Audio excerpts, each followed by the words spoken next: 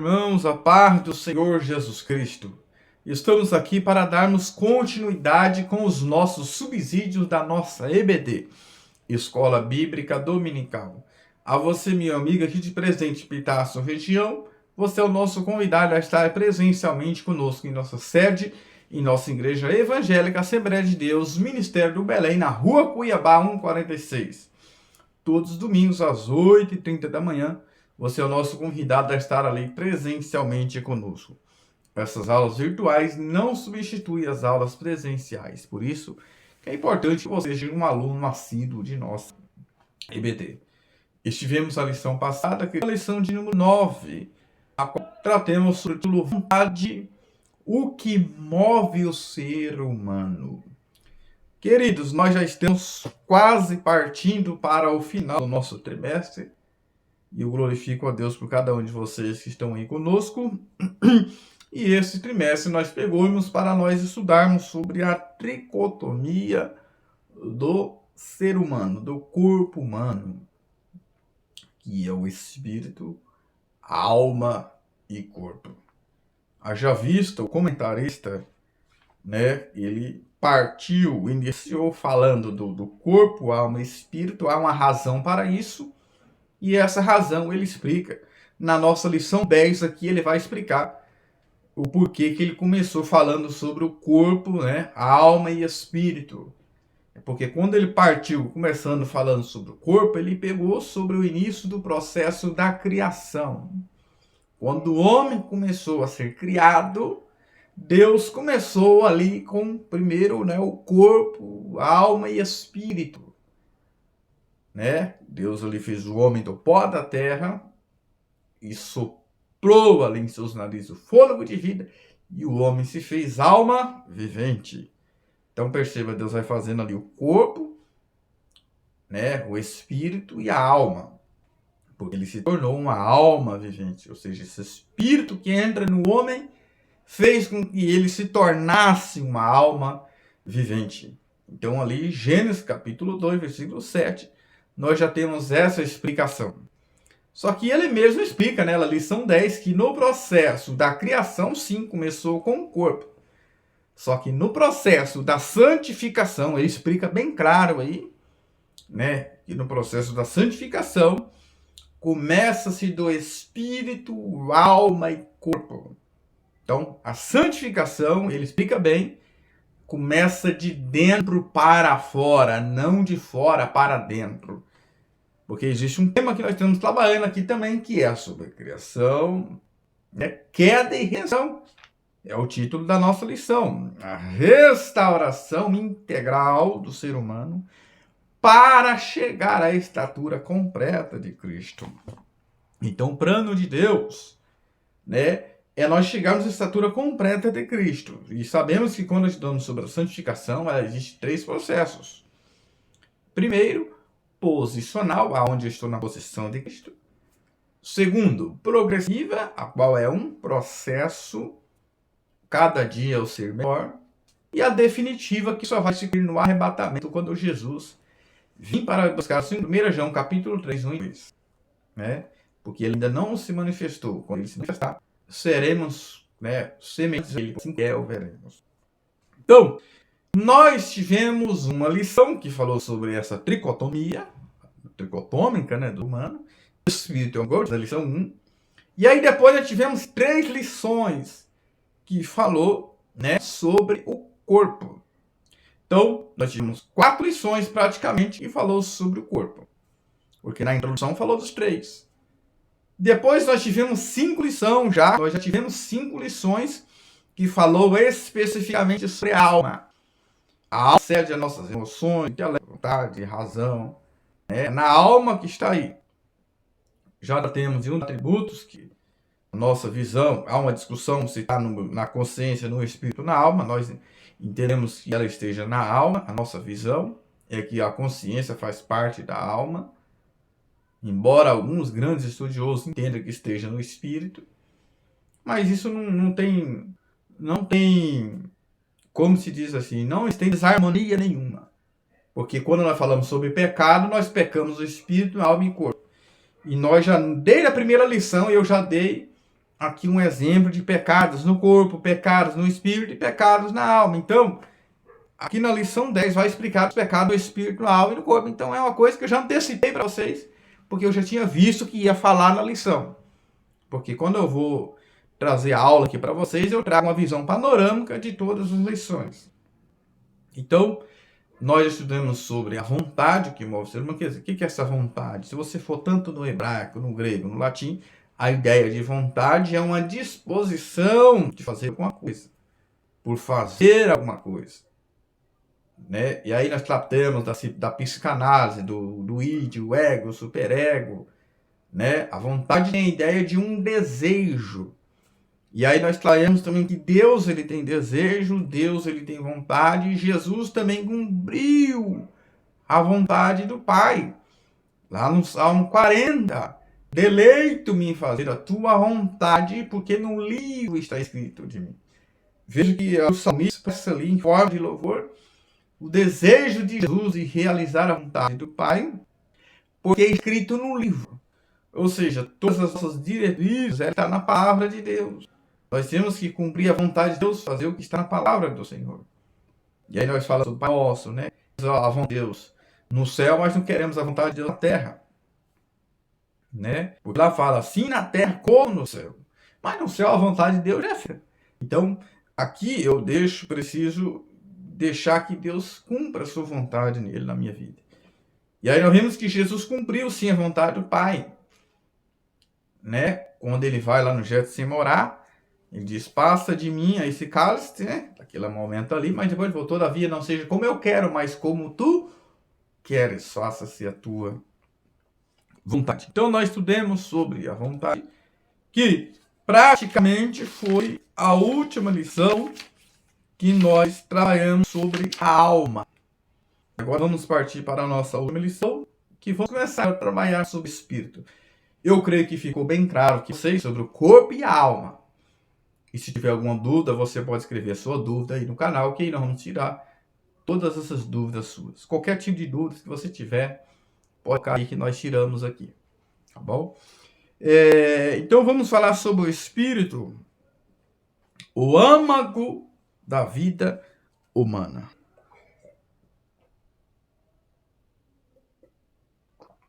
Essa palavra âmago é importante, até vendo aqui, é importante nós entendermos, queridos, que o espírito que nós vamos estar estudando hoje, claro que é uma pincelada no espírito, mas é o espírito humano, tá bom? Não vamos dar aqui nessa lição sobre o Espírito Santo de Deus. Então é importante o professor, a professora, seja de criança, seja de adolescente, já explicar isso aqui de antemão. Haja visto os adolescentes e crianças é diferente, mas se tiver esse assunto é bom explicar. Quando se fala espírito com E minúsculo, está falando sobre o espírito humano. Quando se fala espírito com E maiúsculo, falando do espírito divino, do espírito de Deus. A própria Bíblia destaca essa diferença. Então é importante nós entendermos. Nossa lição, vamos estudar o espírito com E minúsculo. Não é espírito. Haja visto uma pincelada sobre o Espírito Santo, não tem aqui. Mas o assunto central é o espírito do homem, da alma humana. E o âmago, que é eterno do homem. Né? É essa parte sensível do homem. Nós já estudamos aí que Deus nos fez, colocou dentro de nós o Espírito para que nós tenhamos comunhão com Deus, adoremos a Deus, busquemos a sua face e comunicamos com Ele. Porque se nós tivéssemos só o corpo, nós só ia acessar aqui a terra. Só a alma só dentro de nós. A alma acessa Deus e fora. Expressa o mundo exterior por meio do corpo, através dos 5 sentidos que nós temos, sensoriais. Visão, audição, olfato, paladar, né? E o tato. Então, a alma se expressa por meio do corpo, assim, com esses 5 sentidos. E o espírito, então, acessa ao céu, acessa a Deus. Então, quando Deus colocou um espírito em nós e uma alma, chamada do homem interior, é para nós termos acesso a Deus, ao céu. A alma da individualidade humana. E o corpo, então, acessa a terra para ter contato. Então, quando nos colocamos diferentes dos animais, porque os animais só têm corpo e alma, nós temos espírito, alma e corpo. É para que nós acessemos a terra, comuniquemos com o mundo exterior e também se comunicamos com Deus. Os animais não têm espírito, eles têm alma. Veja que eles não pensam, eles não raciocinam, né? Eles têm noção do perigo, porque tem isso. Os animais não têm. O homem tem algo diferente. Então os animais não têm como comunicar com Deus, como alguns já levam culto, o pet aí leva culto, cachorro para a igreja. Não, isso não existe. Isso é uma heresia, um equívoco. Porque os animais eles têm sentimento, mas eles não têm o espírito, que é a comunicação com Deus. Então o espírito é o âmago da vida humana. A nossa lição em classe, né, vai pegar 3 textos que são muito importantes, que é o texto de Gênesis capítulo 2, versículo 7, depois Eclesiastes capítulo 12, versículo 7, depois Zacarias capítulo 12, versículo 1 e João capítulo 4, ou seja, vai pegar aqui 4 textos, na verdade, não são 3, né? São 4 textos que vai falar sobre o Espírito, mas tem mais textos na Bíblia, né? Tem mais textos na Bíblia, mas vai usar aqui Gênesis, vai usar Eclesiastes, vai usar Zacarias e vai usar João capítulo 4, onde fala do versículo 24 que Deus é Espírito. Veja que quando fala lá que Deus é Espírito, fala Espírito com E maiúsculo. E importa que os que adorem Espírito e verdade. Veja que fala com E minúsculo, ou seja, esse Espírito é nós inclinando o Espírito de Deus, né? Então nós, quando Deus nos fez, se Ele nos fez um ser tricótono, então nós pecamos no Espírito, pecamos na alma e pecamos no corpo. Da nossa introdução, nós temos uma palavra-chave. E a palavra-chave é Espírito. Essa palavra-chave é que gira em todos os tópicos, né? Em todos os tópicos. Então, Deus nos fez Espírito, nos fez ter comunhão com Ele.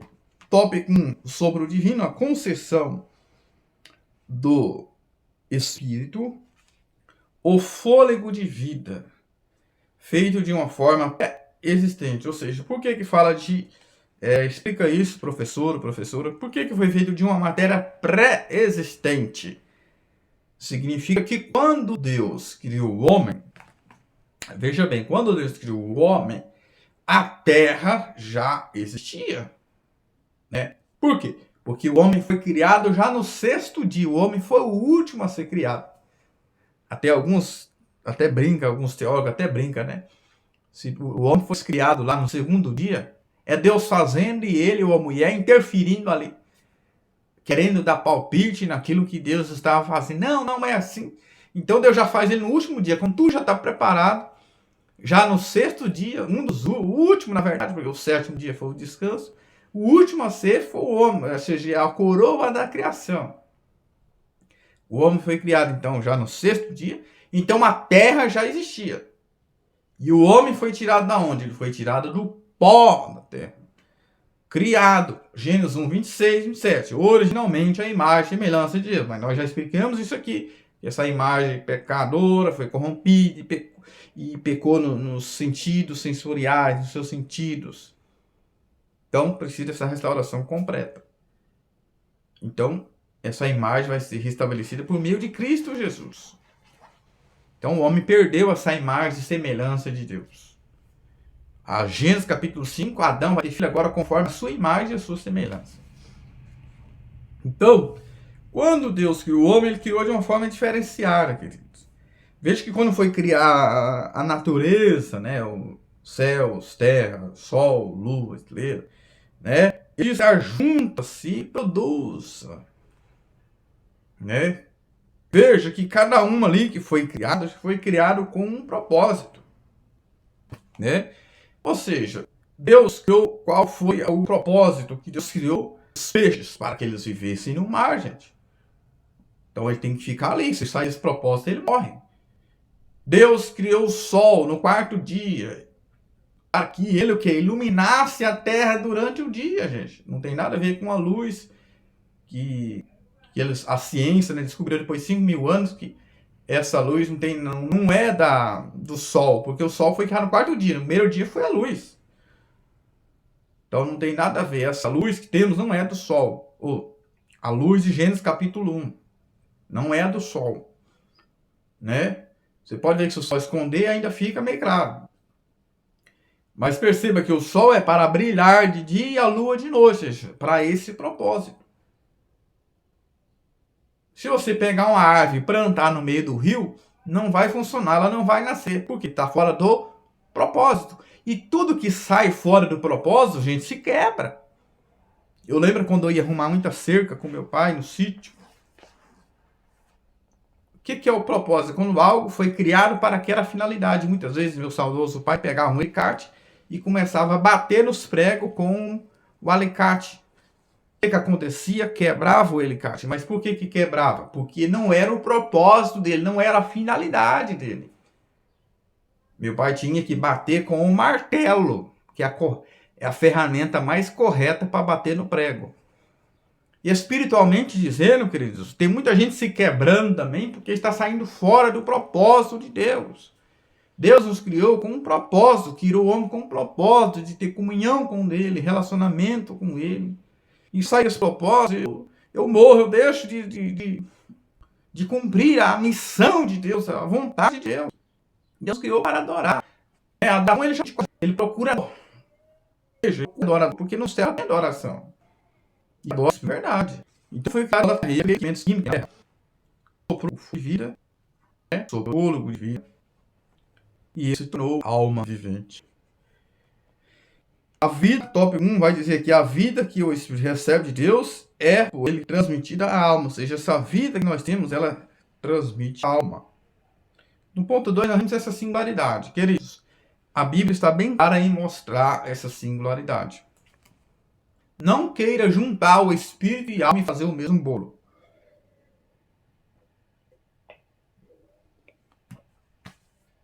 Quem faz essa confusão é os adventistas dos sétimos dias. E eles entram em outros caminhos, em outras heresias também. Principalmente quando estuda lá o Salmo 146. Porque aí entende que vai perder a sua memória, vai perder os seus pensamentos. Mas isso é tudo um equívoco. Porque eu vou ler com vocês aqui o Salmo 146. E o verso 4 diz assim: no momento da morte, sai-lhes o espírito e eles tornam ao pó, o ser humano. Né? Nesse mesmo dia perecem todos os teus pensamentos. E aí o Adventista pega esse versículo e fala que vai ser aniquilado os pensamentos, a memória. Isso é uma heresia, isso é uma besteira. Você precisa ler todo o texto, todo o contexto. Aqui está falando do castigo dos ímpios, das pessoas infiéis a Deus. Tanto é que algumas versões aqui traduzem pensamentos como desígnios ou planos, que está lá no Jó 42. Algumas Bíblias traduzem que nenhum dos seus planos poderão ser impedidos, mas algumas traduzem como nenhum dos seus pensamentos. E muitas vezes faz essa confusão, porque algumas Bíblias falam plano, outras falam pensamentos. E eles pegam a palavra pensamentos e colocam como vai ser aniquilado. Não vai ter memória, os ímpios vão ser aniquilados. Mas aqui o salmista está falando que perece todos os desígnios ou planos contra a pessoa que é fiel a Deus. Ou seja, mas os planos que eles fazem em vida, os desígnios que alguém faz em vida, ou seja, quando eu planejo alguma ação contra alguém, aqui na terra em vida, isso já é pecado. Por quê? Em nossa legislação brasileira, né? Se você pensar em matar alguém, não é pecado, não é, aliás, não tem mal nenhum. Mas perto de Deus tem. Porque eu peco com o meu pensamento.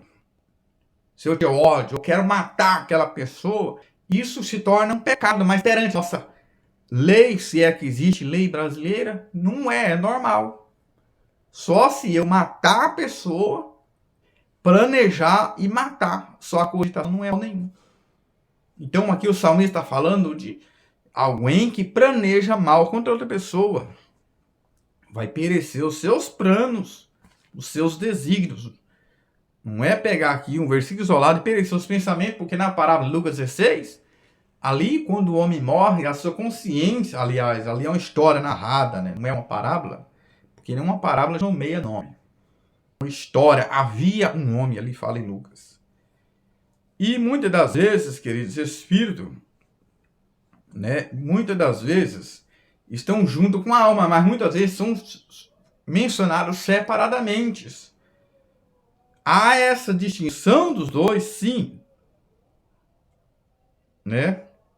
Há essa distinção, porque o ponto 3 fala sobre essa distinção. Espírito distingue da alma.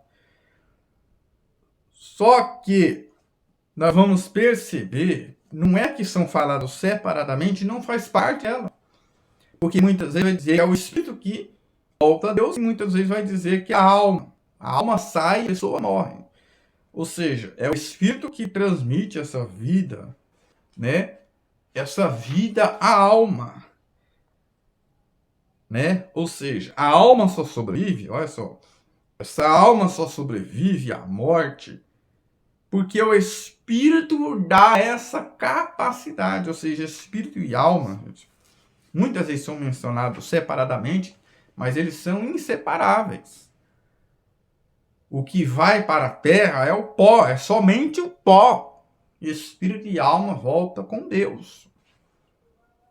Né? Espírito e alma volta com Deus. O retorno do espírito para Deus se dá junto com a alma, consciente das ações humanas, boas ou más. Né? Muitas vezes, não é que menciona só o espírito, ou muitas vezes separado só a alma, não significa que a alma não está com Deus também, tá bom? Então é importante nós entendermos essa distinção, gente. Não mistura, não coloca espírito e alma como a mesma coisa. São distintos, né? O nosso tópico 2 vai trabalhar sobre pecados, espírito, pecado, santificação, pecados do espírito. Então, eu já falei sobre isso, né? Pecados do espírito, arrogância, orgulho, soberba, vanglória, né? E pecados no corpo, né? Prostituição. E eu tenho uma classe que eu falo aí de Gálatas lá, né? Então, nós pecamos no espírito, pecamos na alma e pecamos no corpo. Veja que nós temos dois exemplos bíblicos, né? Lá em Neemias, Sambalat, Tobias, né? Com as secras ali, com as suas tramas ali, como chamam de tramas golpistas, tramas males, sobre Neemias, que estava trabalhando ali, né, com maus intentos sobre eles ali. Mas Neemias não parou, né? Neemias continuou orando e também trabalhando, porque ele teve resiliência. Então, mediante essas pessoas com tramas, com maldade, seus corações com ódio, nós temos que ter resiliência, quer dizer, orar por essas pessoas. O que é a resiliência? Resiliência é uma gestão, uma capacidade de uma gestão emocional. Quando você lida com muitos obstáculos, desafios e situações, e você sabe gerenciar aquilo ali emocionalmente. Você dribla aquela situação, em nossa linguagem popular, você dribla aquela situação sem mudar o seu estado original.